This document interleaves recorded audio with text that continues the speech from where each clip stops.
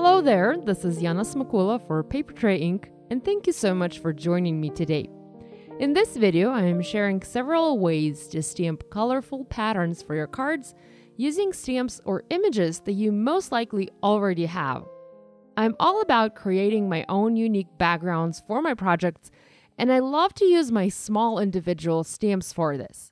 You can definitely use background stamps for stamping backgrounds, and I like doing that as well, but I also love to play with smaller stamps and see what unique and one-of-a-kind backgrounds I can make. Today I'm using a fun stamp set called Medallion Trio for my stamping. The reason I picked this stamp set over other sets from my stash is because of the uniquely shaped solid images that are filler images that are used to add color to the parts of the medallion. And right now you can see me stamping that medallion and color that medallion on the screen. So I'm using this stamp set as intended. But as I move forward with this video, you'll see how you can use these images in a different way. Now, these look like fun shapes to me, and I wanted to try using them to create simple, linear patterns for my cards. Now, before we get started, I wanted to mention a few things that make stamping a background like this a much easier task. Clear block with printed or etched grid lines is a good tool to have, as well as the surface with printed grid lines is a must. So these two things will make stamping a background pattern like this a much easier process. If you are stamping a random background and don't have a specific placement in mind, you don't need to have these things. But for the backgrounds we're making today, it is useful to have things that let you space the images out evenly. If you don't have either of those, you can use a pencil and a ruler and add a faint grid line to your paper. Simply measure the size of your image, figure out the spacing, and add the grid directly on the paper. Once you're done stamping and the ink had a little bit of time to dry, you can erase the lines with a pencil eraser. I used to do this a lot when I was just starting to stamp various patterns using my stamps, and I have found that to be extremely helpful. So if you struggle, be sure to try that. Every time when I plan to stamp something, I like to practice on a piece of scrap paper. I use printer paper and not my good white cardstock, and I just stamp the idea out. If it works, I then transfer it onto my specialty cardstock. And here you can see some of the pattern ideas that I tried out.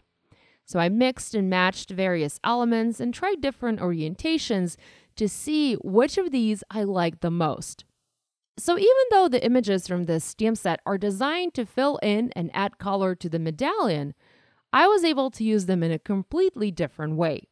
So be sure to look through your stash and look for similar or identical images and see if you can create some fun patterns using them. I just used the A labeled images from my stamp set and worked with mostly the largest elements. The larger the element you use, the less time you need to stamp it onto your paper to fill the entire background in. I used Lovely Lady and Raspberry Fizz ink colors for the first background. I placed my paper, and this is my specialty cardstock now, so I placed it on my cutting mat, making sure to center it according to the grid lines on the mat to help me align my stamping. I also centered the images that I was using on my clear blocks. Here I have one that wasn't really centered, so I removed it and I repositioned it, making sure that it was aligned with the grid lines on the clear block. Not having it aligned is pretty much the easiest way to mess up the background stamping. I assigned each shape its own color of ink and started stamping from the center of my panel, alternating the images and therefore alternating the colors of ink. I like it when each shape has its own color of ink, as this minimizes the amount of mistakes I make while I do my stamping. Once my first column was finished, I started working on the second and the third one, and I offset the images to add a little bit of movement and interest to this background. If you're finding it difficult to stamp things like this, it is helpful to look at various patterns in our everyday life. A planner cover, for example, or a cup, or a blanket, a carpet, a shower curtain. All of these things and more can have a printed pattern on them. So take a closer look at that pattern, see how and in what way the elements are repeating themselves on the pattern, And then take that observation to your craft room and see if you can recreate that pattern with your stamps and inks. I often look at various patterns in my home and also online, and I save the ones that I like the most for future inspiration. Here I'm working on another pattern for a card, and I'm using the same stamp, the same image, but placing it differently on the paper. One impression is facing up, another impression is facing down, and thus I'm forming different looking elements for this piece. Here I'm using green ink, and these are olive twist, and I'll use it for the smaller element, as well as the ripe avocado ink, and I'm using this one for the larger element. I'm not showing this on camera, but I am double stamping these images to get a nice solid ink coverage. I live in Arizona and it's really hot here, and I've had these inks for some time now, so they are a bit dry.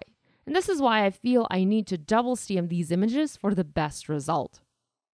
Once you have your background pattern stamped, there are many ways that it can be used on a card.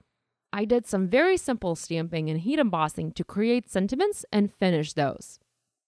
I went with fruit salad and blooming cute stamp sets to create sentiments for my projects, and I simply heat embossed Hello Friend in black embossing powder.